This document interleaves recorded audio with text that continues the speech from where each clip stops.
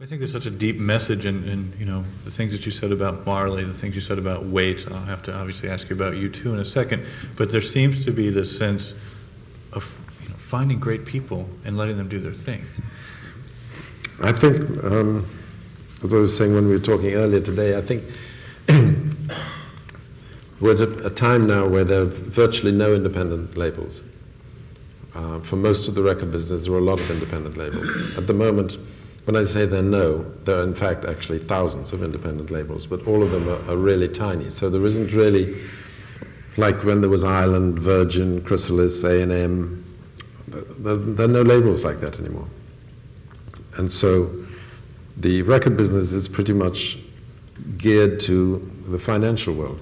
It's geared to getting the fastest return possible, because that's how the financial world operates. And the only way to do that is to have a single, have a video, pump it out there, sell it like some new commodity, and you know, hope it sticks. And if it doesn't sell, you drop the act. So I think that's why we're not seeing many people emerging out of the current industry as people who we feel will be there for a long period of time. Because they're not given enough time, because the record labels have to report to the banks on a quarterly basis, and it just doesn't... And everybody's in such a hurry. Yeah. You know, what's the hurry? The thing is that mystery is the most precious thing to have. You know, once there's no mystery, yeah, in anything. Once there's no mystery, then it's next. Right. You know, so once somebody happens, and everybody's technically doing their job, the manager, the agent, the publicity, if they get them on every magazine. But what do you want to be on every magazine for? So interesting. It's ridiculous.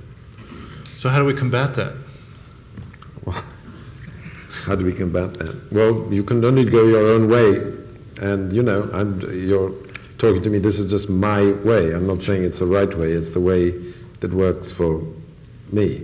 So, it's, you know, it's different for everybody. There are some labels, there's some people I've been talking to recently who, you know, have little labels that have the kind of spirit like you did when, you know, with your label. You had, he was a nightmare to work with because he was so passionate about his act. He was fighting for it all the time, you know, and that's what you have to be. And it's very hard to get that in a large company. It's so full of politics and, you know, people being nervous of allying themselves to something which might be a failure in case they get tainted with that failure. And so, you know, it's just at the time when somebody needs help is where they get abandoned, because people don't want to be tainted with it.